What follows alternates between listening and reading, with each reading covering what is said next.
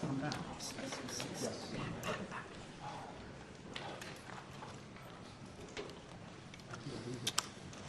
Thank you very much. Appreciate it.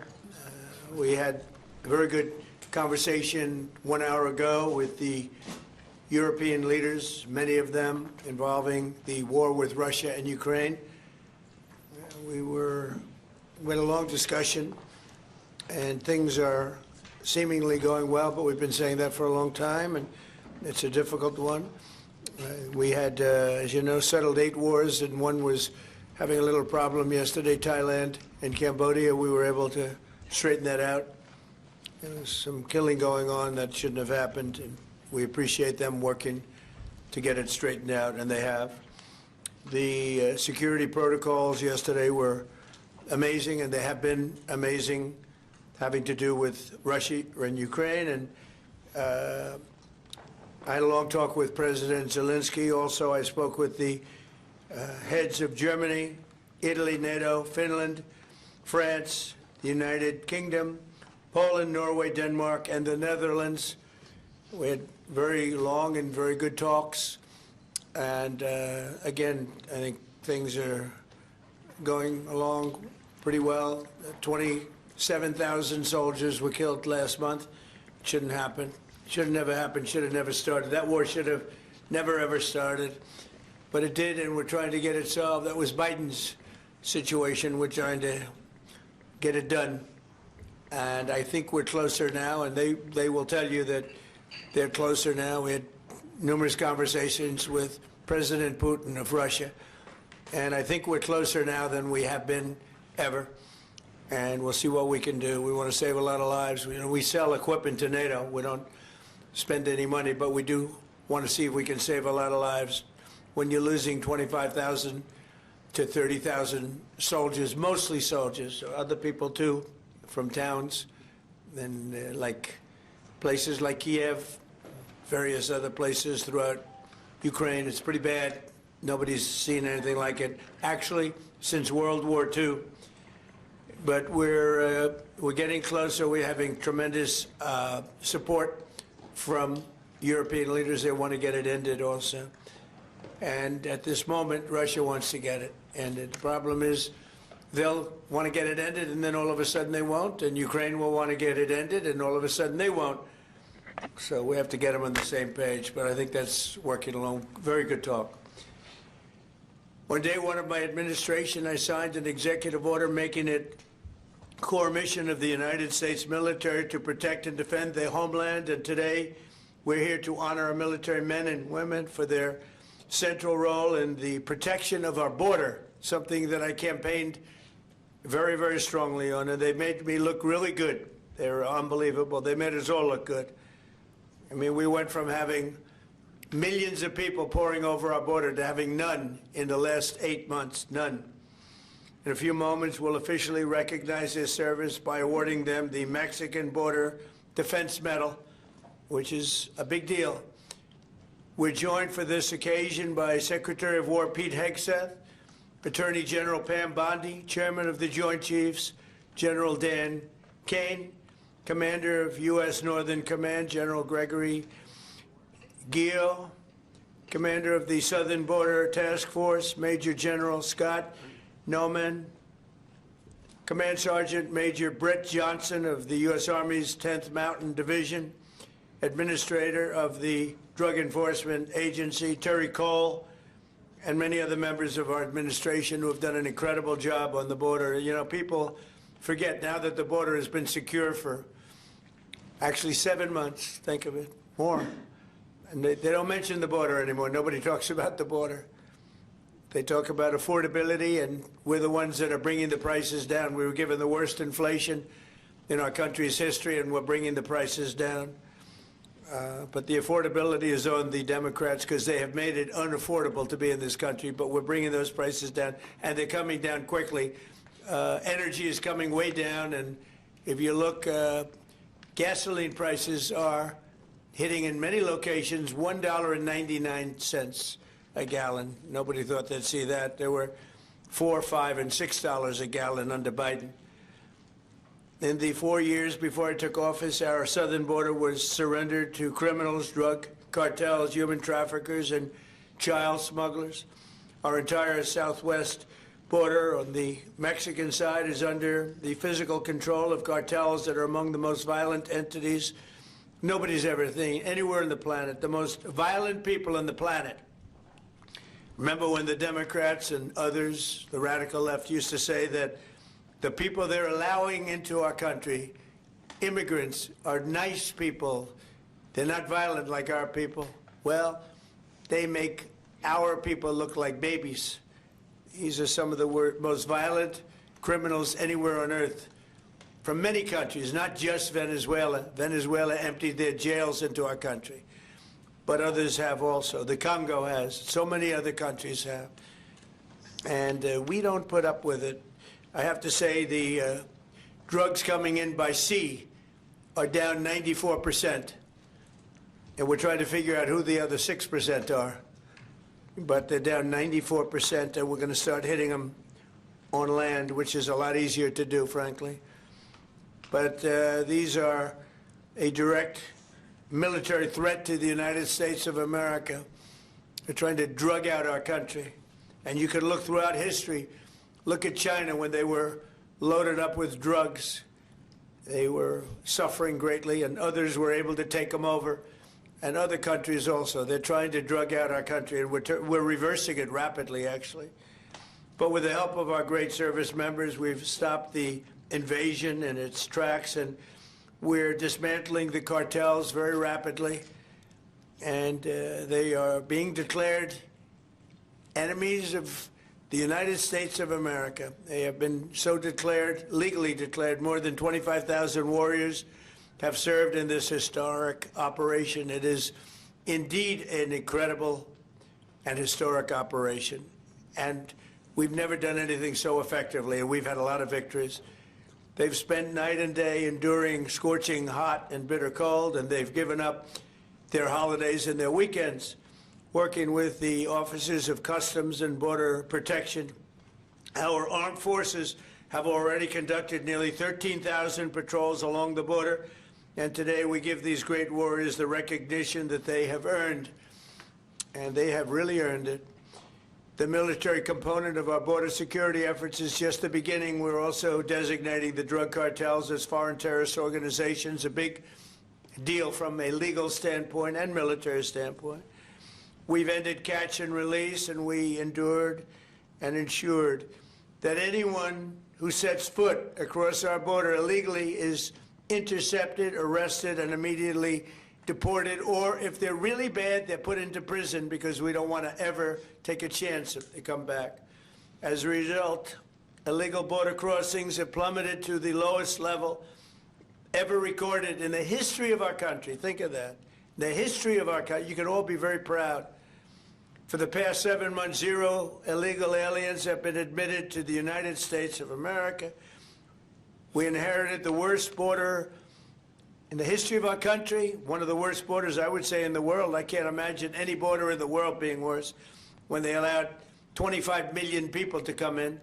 And again, many of these people are gang members and from prisons and jails, from mental institutions and insane asylums. And some of the worst people on earth they allowed to come into our country. We're getting a lot of them out. We've made a big dent. And the self-deportation is something nobody talks about, but literally millions of people are self-deporting because they don't want to be captured. Once they're captured, they don't have the chance to self-deport. They never have the chance to come back into our country. We inherited that border from an incompetent administration and turned it into the strongest border in the history of our country. So we took the worst border in the history of our country, and in a period of 2 months, we turned it into the strongest border in the history of our country. During this time, we've also achieved a 50% drop in the amount of fentanyl coming across the border, and China is working with us very closely in bringing down the number and the amount of fentanyl that's being shipped. You know, fentanyl is very bad when you mix it with certain ingredients, but it also is very important for medicine, for anesthesias, various other things. I want people to understand that. It's not made necessarily for bad. When it's mixed with certain things, it becomes bad. And that's what's taking place in Mexico. And we've got it down to a much lower number, not satisfactory, but it will be satisfactory soon. In May, we executed the largest fentanyl bust in the history of the U.S., seizing 3 million fentanyl pills all at one time. Think of that, 3 million pills. It's amounted to billions of dollars worth of drugs. And last month, we seized another 1.7 million fentanyl pills in the state of Colorado, the poorly run state of Colorado, with a governor who's incompetent, and frankly, with a governor that won't allow our wonderful Tina to come out of a jail, in a high-intensity jail, because she caught people cheating on an election, and they said she was cheating. She wasn't cheating. She went over, she looked at one of the election scams going on, and because she did that, they put her in jail for 9 years. The governor of Colorado is a weak and a pathetic man who was run by Tren de Aragua, the criminals from Venezuela, took over sections of Colorado, and he was afraid to do anything. But he puts Tina in jail for 9 years because she caught people cheating. And when she walked over and got involved in it, they said she was cheating. She wasn't cheating. She caught people cheating on the election, 2020, along with a lot of other people that cheated on that election. You'll see that coming out more and more. But there's no doubt that America's adversaries are trafficking fentanyl into the United States, in part because they want to kill Americans. If this were a war, that would be one of the worst wars. I believe they killed, over the last 5 or 6 years, per year, 200 to 300,000 people. You hear about 100,000, which is a lot of people, but the number's much higher than that. That's been proven. And they've destroyed a lot of families. Because when they lose a child, or even if their child is heavily addicted, you lose that family. The family will never be the same.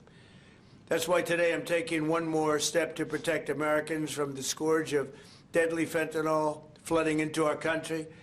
With this historic executive order I will sign today, we're formally classifying fentanyl as a weapon of mass destruction, which is what it is. No bomb does what this is doing. 200 to 300,000 people die every year that we know of. So we're formally classifying fentanyl as a weapon of mass destruction. But before I sign the fentanyl order, we will pin these great service members with their medals. And here today are the first 13 warriors who will receive the Mexican Border Defense Medal, which is a big deal. First, I'd like to ask Secretary Hegseth and Chairman Kane to say a few words. I'd like to have Tom Homan come up, please, if you would, say a few words. And I want to thank all of the people, Pam and everybody, Stephen Miller, great Stephen Miller, what a job he's doing, for being here. Thank you both. Appreciate it very much. We have so many great people here. But I do want to ask Tom to say a few words also. So, Pete, why don't you start it off, please? Thank you. Mr. President, thank you. I would echo what you said. This has been a team effort from the beginning. Tom Homan, Terry Cole, Stephen Miller, Pam Bondi, Christy Nome, Customs and Border Patrol, Protection. It has been one team, one mission to get 100% operational control of the southern border. You want to talk about America First, peace through strength and common sense? It all manifests in one basic phrase down there. Border security is national security. And we had the task of 100% control, and because of these men and women back here, we've achieved that. Nobody is crossing the southern border. And I want to give a big shout out to our Northern Command, General Guillot. From day one, our department didn't look at the border this way before you. Joe Biden allowed an invasion of this country. Tens of millions of people, drugs, gangs, violence, and the military jumped to it on day one with our partners. Ultimately, it was incredible Americans. There's 13 up here with us today. They all represent about 2,000 people who've served at the border so far. So 25,000 Americans qualify for this Mexican National Defense Border Medal that we're announcing today. And what's cool about this medal, it was actually first given out in 1918.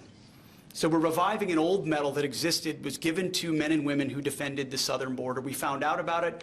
We used the exact same foundry with the exact same imagery, same color, same medal, same everything. So our men and women will be wearing that very same medal as Americans 100 years before who were asked to defend the sovereignty of our country. President Trump was elected to do that. You have done that, Mr. President. We're proud of this mission. We're proud to defend the American people. And pinning these medals on is an example of how important it is to us. So thank you, Mr. President. Appreciate it. Thank you. Well, Mr. President, Mr. Secretary, I want to echo your thanks and gratitude for the joint force. I also want to highlight General Gio, General Nauman, and Command Sergeant Major Johnson, but also leaders at every level that came together, not just in our joint force, but in the interagency. And I want to specifically highlight our Border Patrol teammates and our Office of Air and Marine teammates, who, when I went down to the southern border and visited, were right there next to the joint force. I also want to thank not just these 13 individuals, but the joint force that was also down there and your families who poured in to make this deployment possible on the southern border. And of course, this time of the year, I'm always thinking about our currently deployed forces who are out there around the world doing our nation's business, and of course our fallen and their families who show us what courage and tenacity really are as they move forward after the loss of a service member. So thank you, Mr. President. Thank you, Mr. Secretary. Please.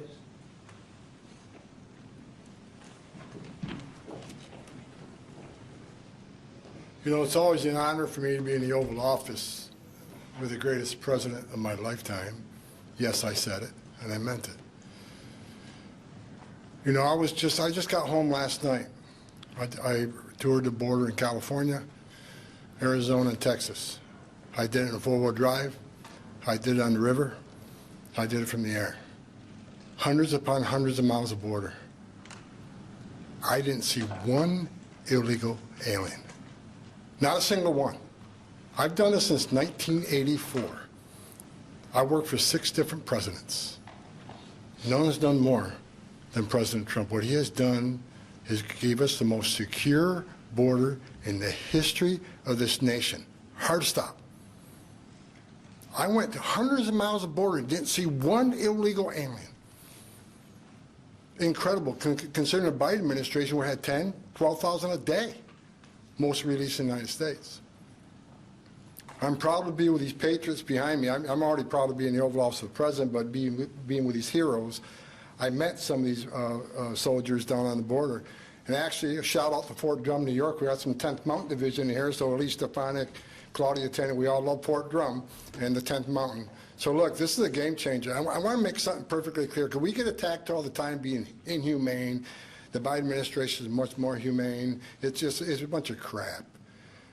Because there's been studies done that 31% of women that make that journey through the cartels get sexually assaulted. They get raped. And not just the women, children too. I've done numerous investigations in that. Sex trafficking was at historic highs with that open border. Fentanyl, historic highs that killed 250,000 Americans.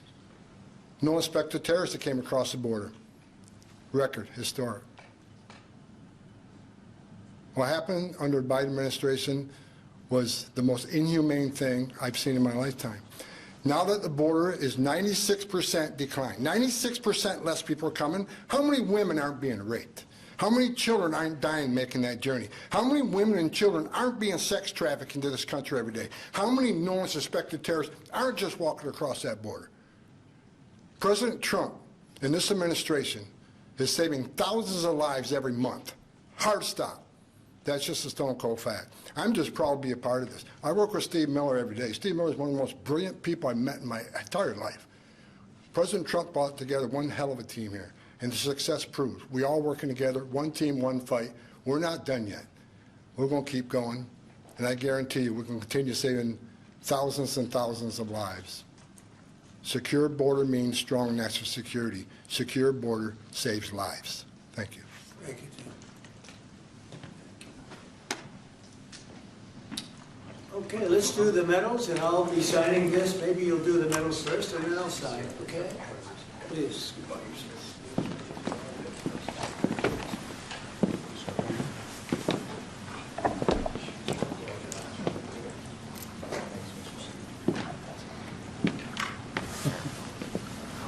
Nice medal. It's not bad.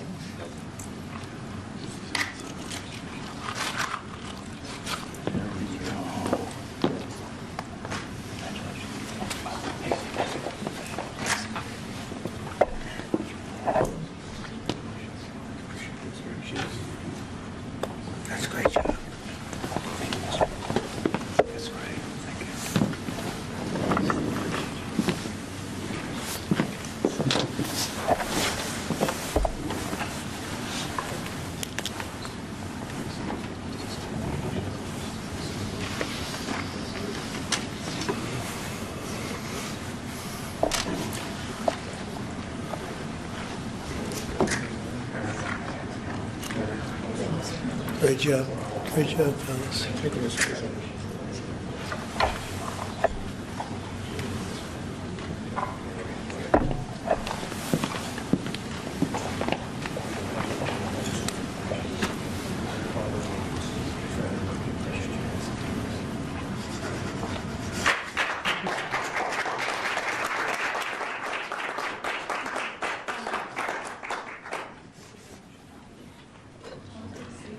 No auto pen. None, ever. We don't like auto pens, right? We don't like auto pens. How about gathering around me, and we'll hold this up. Congratulations, it's an amazing job. Come on around, come on around. Let's take a good picture.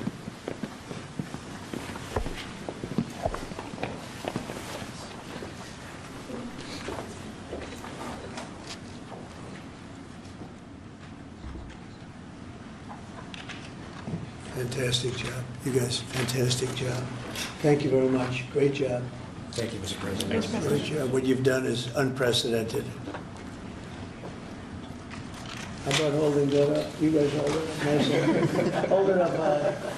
You deserve it more than me.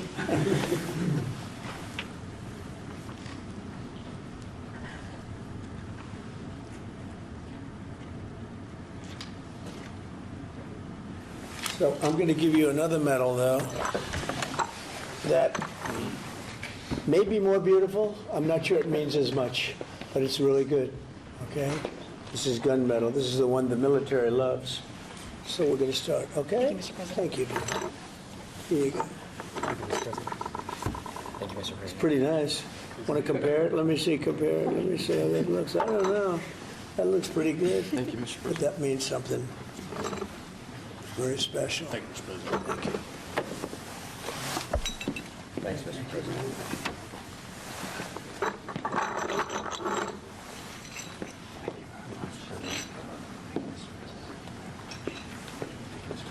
What you can do, tie it around your neck. Just a nice ribbon. I think you'll like it. It's special. We don't give them to many people. Thank you, Mr. President. Thank you, Mr. President. Thank you, Mr. President. Come on over here. Come there. Look at this guy. The man's made it happen, sir. That's 4 sides up big. That means a lot up there.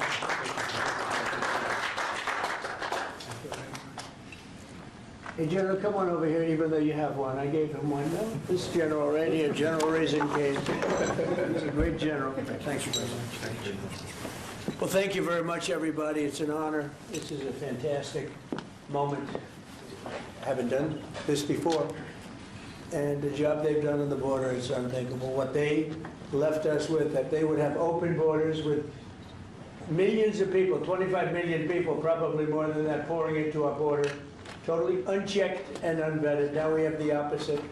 And we want people in our country, but they have to come in legally. And they know that, and they know they're not getting through, so now they don't even try. So all of the death that Tom Holman talked about, the rape and the death and all the problem, doesn't really happen because the caravans, a name I think I came up with, maybe, maybe not, but the caravans are very small. In fact, for the most part, they don't even exist anymore because they know they're not going to get through. In a little while, you'll be seeing I'm suing the BBC for putting words in my mouth, literally. They put words in my mouth. They had me saying things that I never said coming out. I guess they used AI or something. So we'll be bringing that lawsuit. A lot of people are asking, when are you bringing that lawsuit?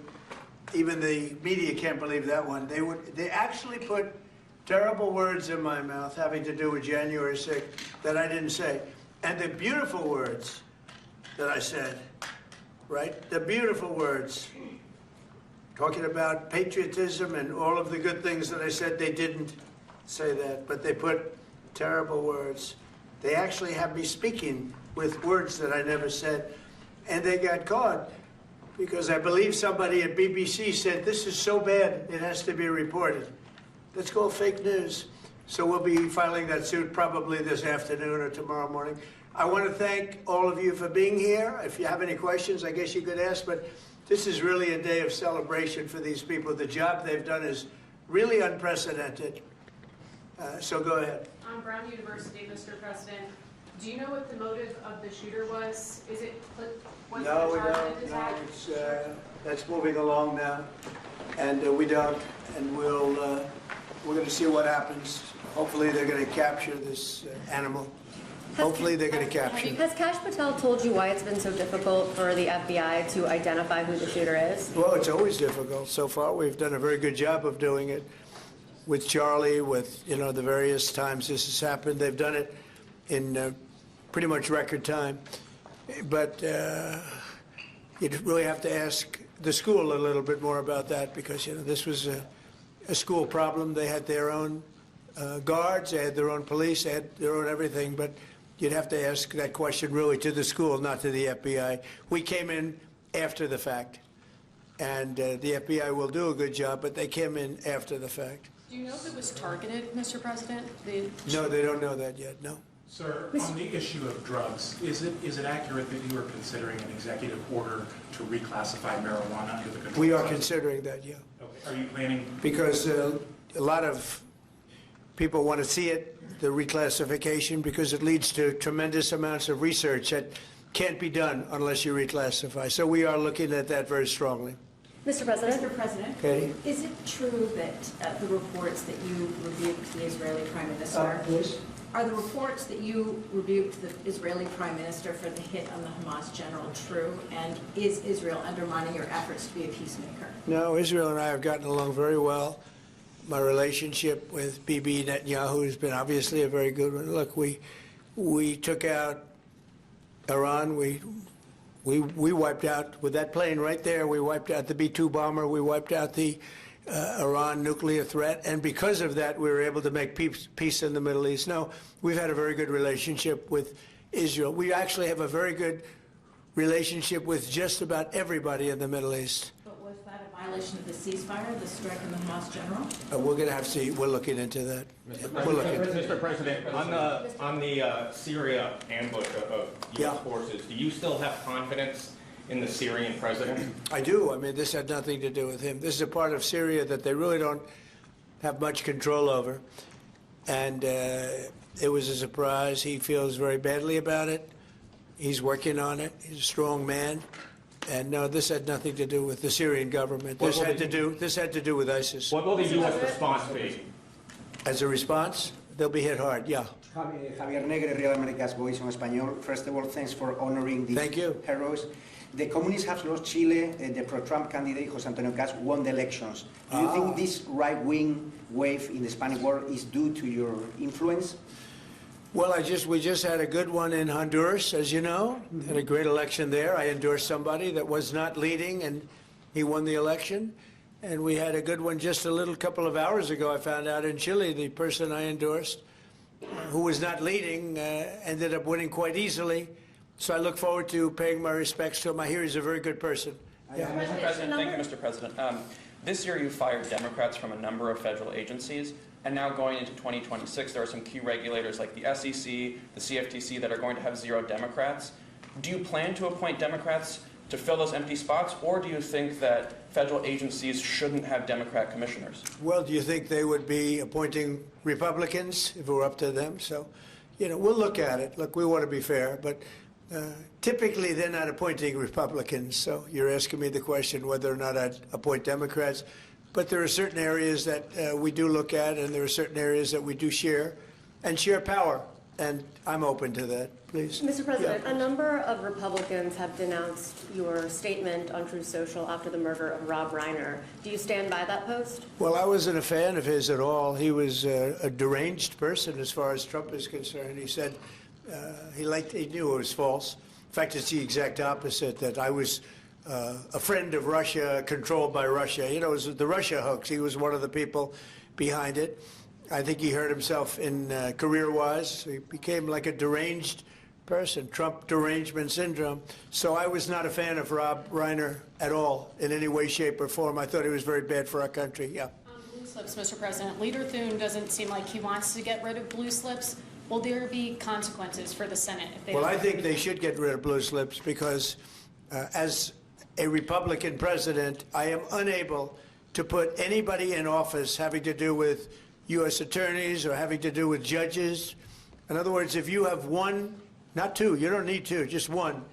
If you have one Democrat senator, where we have a lot of them, you have one Democrat senator in a state, it is not possible to appoint, because of blue slips, a judge. It's not possible to appoint a U.S. attorney. You see that happening. And I think it's a disgrace. I think blue slips are a disgrace. They've long since, they should not be relevant anymore. This is a different world than it was 15, 20 years ago. You know, that was a gentleman and gentlewoman world. This is a little bit different, unfortunately. Yeah, please. Mr. President, what do you want to see Congress do this week as it relates to health care and the expiring ACA? Yeah, that's a good question. I'd like to see the people get the money. I'd like to see all of the money that's going to the Democrat insurance companies. You know, the insurance companies are making a fortune. They're up 1,700% and more. And they're taking in hundreds and hundreds and hundreds of billions of dollars, even trillions of dollars. And Obamacare gives you terrible health care. Just so you understand, Obamacare was set up, and I said it right from the beginning, for the benefit of the health insurance companies, of the insurance companies. They're making billions and billions of dollars. Their stock is through the roof.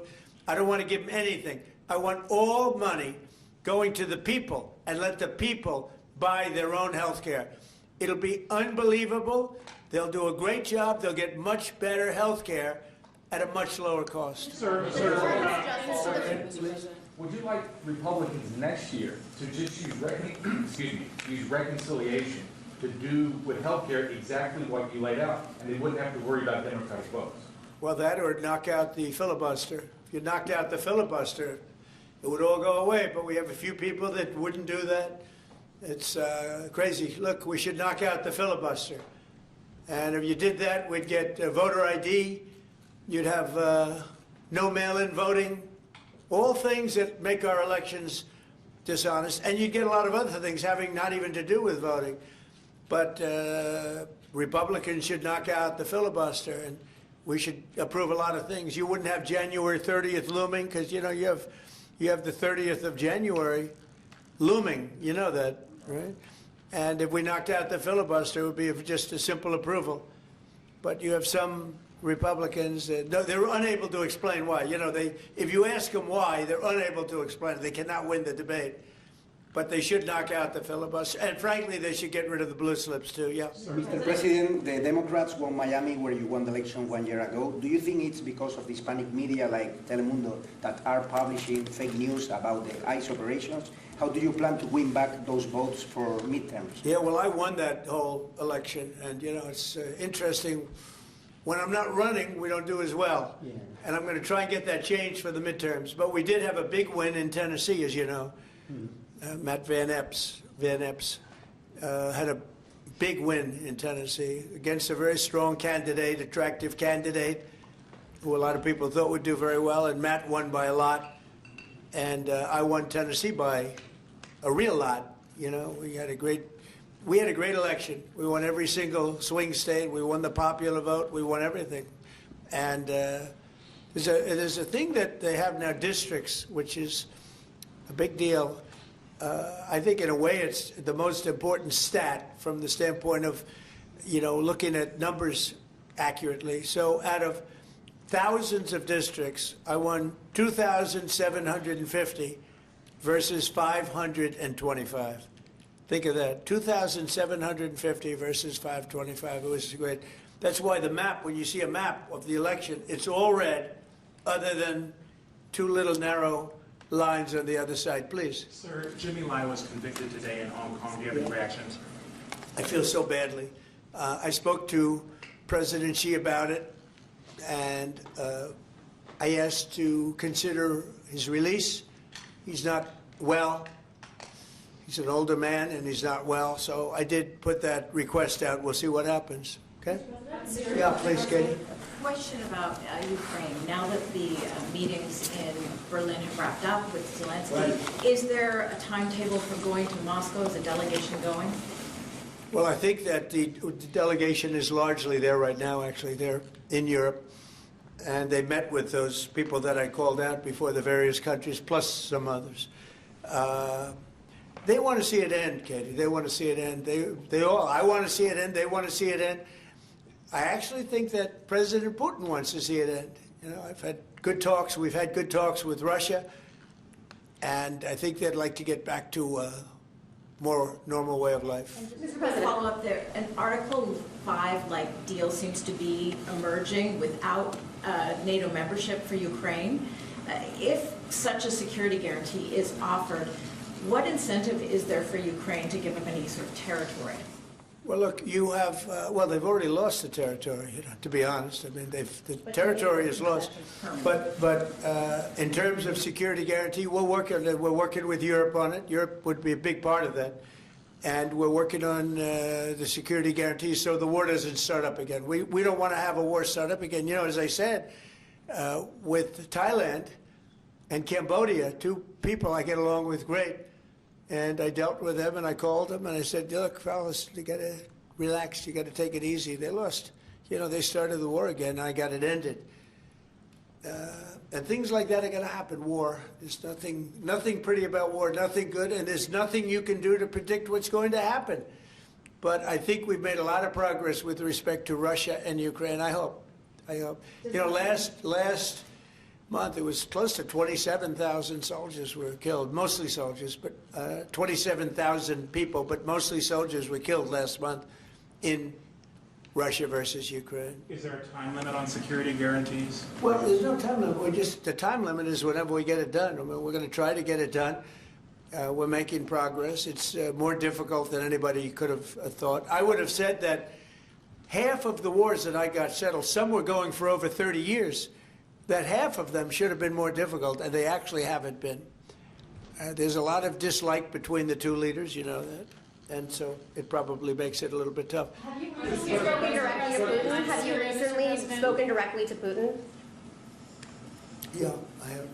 On Syria, Mr. President, on the U.S. troops killed in Syria over the weekend, why do we have troops in Syria? Because we're trying to make sure that there's going to be and remain peace in the Middle East, and Syria is a big part of it. The new leader is a strong person, and that's what you need. This is a rough part of the world, and it's been amazing what's taken place in Syria.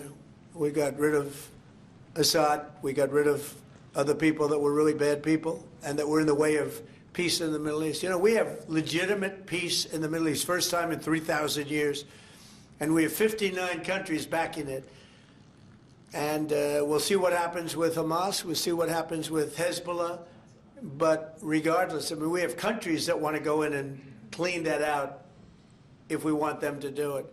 But they said, in the case of Hamas, they said that they're going to disarm, and we're going to find out whether or not that's true. Hezbollah in Lebanon has been a problem. We'll see what happens there. But there is legitimate large-scale peace in the Middle East. And if there weren't, we would have been able to make all of those deals that we've made with the various countries. They would have never been able to do that. If, for instance, if we didn't, with that B-2 bomber right there on the desk, if we didn't, of which we just ordered a lot more of the newer version, totally stealth. They could not see it. They knew it was coming. They had no idea where it was. It was pretty amazing, actually. Every bomb hit its mark perfectly, despite CNN trying to say differently. They didn't know. They just, you know, hoped. They hoped that we didn't, but it turned out that they did. Atomic Energy Commission confirmed it. So did Iran confirm it. They got knocked to hell. But if we didn't knock out their nuclear capability, we would have never had peace in the Middle East, because you would have had a dark cloud hanging over Saudi Arabia, Qatar, UAE, and all the other countries, and they would have never, ever been able to sign an agreement. Yeah, please. How soon do you expect that international stabilization force to be up and running in Gaza? I think that it's, in a form, it's already running. In a very strong form, it's already. But it'll get stronger and stronger, and more countries are coming into it. They're already in, but they'll send any number of troops that I ask them to send. They want to see peace. We have more than 59 countries. We have many countries that aren't even in the Middle East, but they're fairly close to the Middle East, they want to be involved. So it's been pretty amazing. Mr. President, this week a man named Keone Rodriguez is going to federal prison for creating crypto privacy software. The case was started under the Biden administration, but your DOJ kept it going and secured the conviction. A lot of people in crypto are saying that this man should be pardoned. Are you familiar with the case at all, or would you be interested I've in heard looking about at it. I'll look at it. Why, you think he should be pardoned? Sounds like it. Sounds like, based on your question. Many people in the Rodriguez, we'll look at that, Pam. Okay, let's take a look at it. You know, you'll have to tell me. I don't know anything about it, but we'll take a look. On Friday? Yeah, please. Mr. President, market analysts are calling for a Santa rally. Typically, it's 5 trading days going into Christmas. You know, in the first 2 trading days in January, that's a sign of market optimism. Do you anticipate, along with the historical low gas prices, that continuing into the first quarter of next year? Well, we've had the greatest stock market in history, Brian. We have a stock market that's gone up 52 times to new highs during a 10-month period, my 10 months. You know, my first 10 months, we set a record. 52 days, we had the highest stock market in history, including a day ago. And I didn't look today. Maybe it's up today, I don't know. But we had 52 altogether, and there's never been anything like it. And the reason are the tariffs have brought vast amounts of wealth into our country. That countries that have taken our car companies, those car companies are all coming back. The AI is coming at levels that nobody's ever seen before. That's going to be a massive industry. Without the tariffs, we wouldn't have that. Chips are coming in, chip companies are coming in from Taiwan and other places, but mostly from Taiwan, which has almost 100% of the market. And we're now making chips, and we're not paying anything. It's not the CHIPS Act where they give billions of dollars to companies and then they just take the money and they run. That was under Biden. The fact that I set tariffs up and that if they don't make their chips here, they have to pay a big tariff. In order to send them into the U.S., they have to be here. You know, tariffs really work, in my opinion, almost only in the United States. They've been used against us successfully because we had presidents that had no clue. But tariffs really work. We have taken in hundreds of billions of dollars with tariffs, and more importantly, we've taken in countries and companies where, and even countries have sent their car-making people into the United States in order to avoid paying tariffs. And they'll build a plant and they'll hire our people to make the cars. But we now have, as you know, Toyota just approved $10 billion in manufacturing plants in the United States using our people. Without tariffs, none of that would have happened. Tariffs have given us great national security. There's nothing like what's happened in the last 10 months. Tariffs have given us tremendous national security and tremendous wealth. Thank you all very much. Thank you. Thank you, Mr. President. Thank you, press. Thank you. Thank you, press. Thank you. Thank you, guys. Thanks for talking. Thank you. Okay, you guys can grab everything. Thanks, guys. You can grab everything.